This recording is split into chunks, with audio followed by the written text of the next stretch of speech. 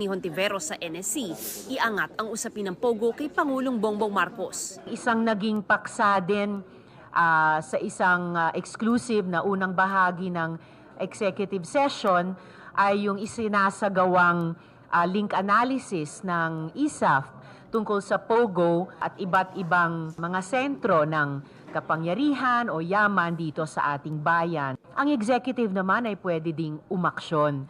Kung si Presidente mismo ay magsabi na paalisin na natin ang Pogo sa Pilipinas sa loob ng kung ilang buwan, pwede nang magsimulang mangyari yun eh. Hindi imbitado si Mayor Go sa executive session dahil pawang intel agencies lang ito. Pero sumulat ang mayora kay Hontiveros na sumasagot sa iba't ibang issue kagaya ng mga iligal na aktibidad umano ng pamilya niya.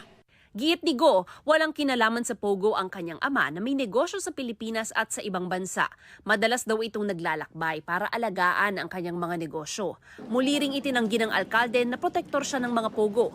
Gayunman, tingin ni Senadora Risa Hontiveros, I'm more confident na talagang magiging mabigat at solido yung mga kasong inihain na at maaring ihain pa ng iba't ibang mga ahensya ng executive ng ating gobyerno. Kasama sa sinisilip ng Anti-Money Laundering Council ang posibleng iligal na kita ng Pogo sa Bamban. Isa sa tatalakayin ang dating kumpanya ni Go na Baofu Land Development Incorporated na may-ari ng Zunyuan Complex kung nasaan ang Pogo.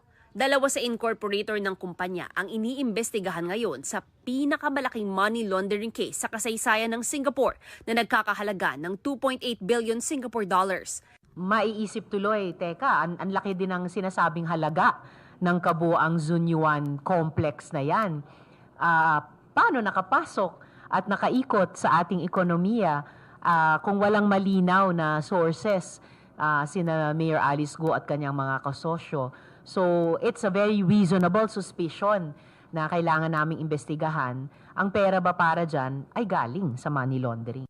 Sa pag-aaral ng GMA Integrated News Research, 286 million pesos ang idineklarang assets ni Go sa SALN na isinumitin niya as of July 1, 2022.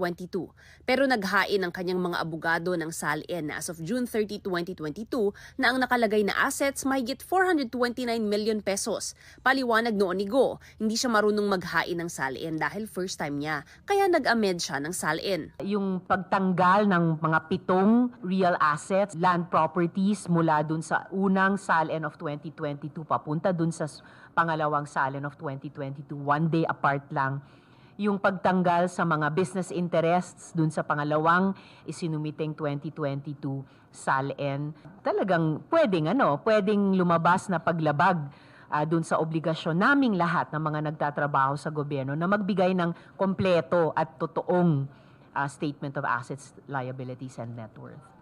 Sa kanyang sulat sa Senado, sinabi ni Go na mga lehitimong negosyo ang pangunahing pinagkukunan niya ng kita. Bago pa man daw magsimula ang pagtatayo ng mga gusali ng Baofu, ibinenta na raw niya ang kanyang parte.